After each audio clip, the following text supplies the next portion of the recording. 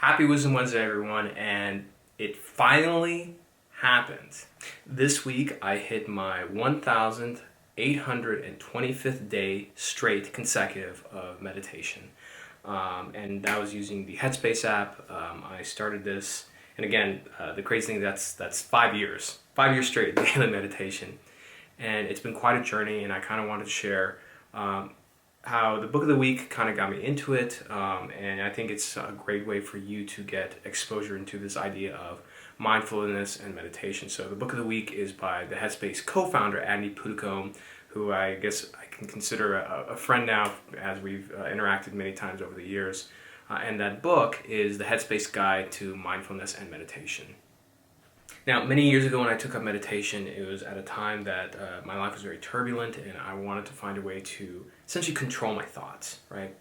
And so I started with the Headspace app, and I remember thinking back then, that I wasn't exactly very disciplined. So to commit to anything for a year, let alone even a few days straight, daily, was very difficult. And then I decided I would wake up and I would be a disciplined person, right? It was making a decision and a commitment. And so every day, regardless of what was going on in my life, whether it was I was feeling sick, or I had a lot of stress at work or family troubles, these things happen, life happens. But I made a commitment, just like I never forget to brush my teeth, I never forget a day to wake up and do 5, 10, 20 minutes of meditation. And sometimes I do extra meditation sessions throughout the day. So I wanted to share a little bit about the book of the week, how it can get you into it. I recommended an audio format because the co-founder, Andy Puddicombe, who guides you through all the meditations in the Headspace app, actually narrates it. And so Andy has a great, remarkable story along with his co-founder, Rich. So Andy went and became a monk for many, many years. And after becoming a monk, came back to the U.S., and him and his co-founder, Rich, came together. Rich was, I guess you can say, the business mindset that said, hey, this could be a great thing for the world. And of course, they've helped millions of people through their app. And the interesting thing is that my journey started very much like Andy, except I didn't become a monk. He was more disciplined in doing that. But Andy went and became a monk, and his whole thing was like, how do I control these thoughts? And the remarkable thing was that was the absolute wrong way to approach meditation. He realized that. And so when Andy was a monk, he was trying so hard to sit down and control his thoughts and literally just jump on every single thought that he had. And when he was speaking to one of his teacher illuminated that that's not what meditation was about. And what meditation was really about was shining a bright light on your mind and how it was thinking and feeling in that moment, which is essentially, awareness and mindfulness, right? And that's a lot of the approach that I learned through Andy and through the Headspace app over the years, which is the idea of how do I start diving deeper into myself and into my mind to understand myself? Because you cannot get rid of emotions, right? There's no such thing. There's no such thing as getting rid of your emotions of anger, sadness, depression, happiness, right? But the idea is, how do we sit with those emotions and how we observe them, and how do we become okay with them? And so I want to share with you, after 5 years of meditation, 3 very specific things that I learned that I want to sort of impart to you in terms of my journey. And hopefully what I recommend is, you don't have to take a big step and start meditating every day, but maybe download this audiobook, listen to it, understand how Andy got into meditation and mindfulness, what it's about. And then I'd recommend just trying Headspace out. I think they give maybe a month for free or something like that. Now, first key that I learned is start to think about yourself as a stone wedged to the bottom of a rapid river, right? So throughout the day, you're going to have all these emotions that come up, things that get you super excited, happy, angry, sad. And the mistake is to take action and make decisions at the peak of these emotions, even when it comes to excitement, because a lot of times when we're excited about something, our ego steps in and we take action on something when in reality we should have stopped and sort of observed a little bit more closer. And so very much like a rock at the bottom of a river, right? The rock has all this water flowing around it, right? Up and over it, but you don't see the rock getting wedged out and then floating along with the current, right? And you can think of that water very much like your emotions, right? Like that rock, you feel and see the emotions flowing around you. You meditate and you observe how you're feeling at that moment. And you can say, hey, I'm feeling angry. I'm feeling excited. I'm feeling depressed.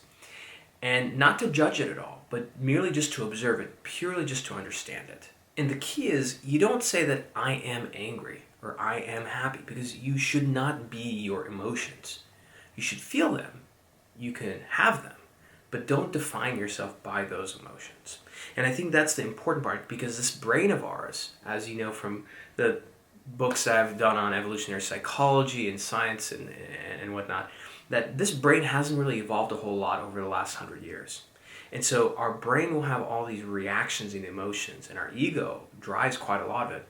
But we have to learn how to use our mind and approach it with mindfulness to understand and process what we should think about those feelings, because at the end of the day, our ability to perceive the world around us and what that should mean to us is the only thing we really have control of. Now, the second thing that I picked up on from my 5 years of meditation is learn to be curious about yourself. It's impossible for curiosity and certainty to coexist in the same moment. Really, to discover new things, we have to be willing to let go of the known to go and discover the unknown, right? And that doesn't mean that you just completely abandon the things you know. All you're doing is letting go of them in the moment, saying, right now I just don't know, right? And that's really what it means to sacrifice, which is, if you read, religious texts, like why does God talk about sacrifice, for example, in the Bible, or a number of other religious texts, the idea is that you're letting go of certainty, you're letting go of something that you possess to be true and valuable to yourself now, in hopes to reach up higher for something that is perhaps unknown but better for you. Now, something that often gets in the way of us being able to accomplish this is the ego. The ego is something that always wants certainty, it wants details, it wants more and more and more. But we have to learn to tame our ego and put it aside and really listen to our intuition. So if something doesn't feel right, we may not know why, but that's something worth exploring. And again, it's about this idea of being curious about ourselves and being patient. Once you start to learn to be curious, you learn how to really shape your perceptions. To really be able to change yourself, we have to change our perceptions, because, again, that's the only thing we have control over. And in order to change our perceptions, that means we have to start changing the actions we take, right? That's actually the key right there, is that to change your perceptions, it starts by changing your actions, right? So depending on how you perceive a situation or something that happens to you, you have to choose to change and make a decision to change how you're going to act towards it, right? Rather than immediately take action or reaction, right? You choose to perhaps stall, wait for a moment, sit with those emotions, meditate on it, right? Because there's very few things in this life that require an immediate decision and action right away. You can give yourself a moment to sort of sit with things and digest them.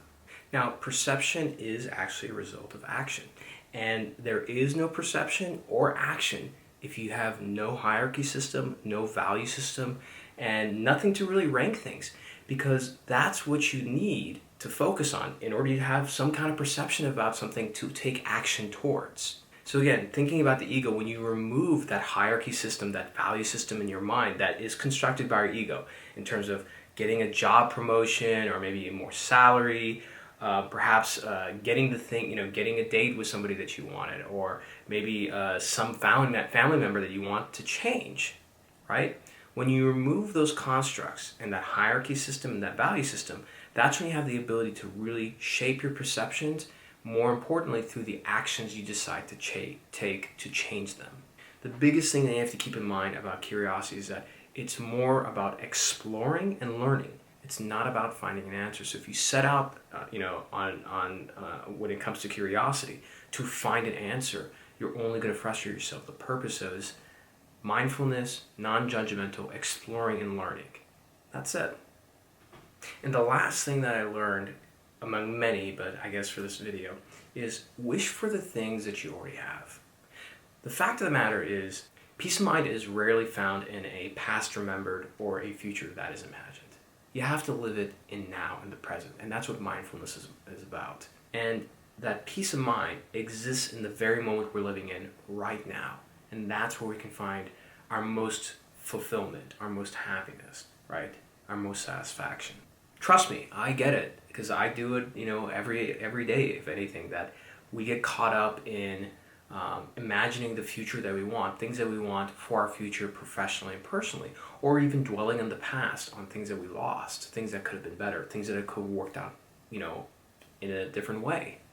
But when we do that, we're literally abandoning the present moment. to be grateful for what we have, to relish and embrace the moment that's in front of us, because that's where life is actually lived. That's where you have to live your life. That's where all your decisions are made, your actions will be made, and your perceptions are shaped. Because it's not going to be done by dreaming about the future or thinking about the past. And so what you don't want to do is waste too much of your life living in your imagination. And there's nothing wrong with visualization and reflection. Those things are very important. But where you want to spend most of your time, and in my opinion, your energy, is in the present moment, mindfully, right? Non-judgmentally, and most importantly, in a curious fashion, right? So that's the book of the week. Go out, listen to it, and if anything, what I encourage everybody to do is take a moment to just sit down. You don't need the Headspace app. You don't need any app. Just sit down and just listen to yourself. If you feel angry, upset, happy, whatever, just non-judgmentally observe yourself. Rock in a river, seeing the flow of emotions go around you, and just see what you find. Be curious about yourself. But definitely check out Andy's book. I think it's a great entryway to understand what mindfulness and meditation is about. And give Headspace a try. I think they have plenty of options where you can try it for free. And I think you'll be very happy with what you find. So, as always, happy Wisdom Wednesday. Stay safe out there, and I'll see you next week.